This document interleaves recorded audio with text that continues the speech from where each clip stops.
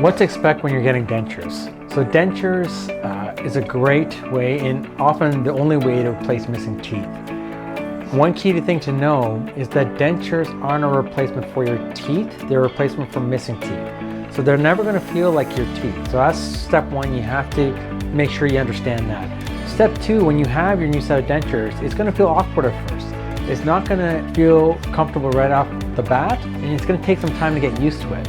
But once you get used to it, it's going to be life-changing. It's going to give you a new set of teeth that you can use to chew again. So just be prepared in the initial stages. It's going to feel uncomfortable.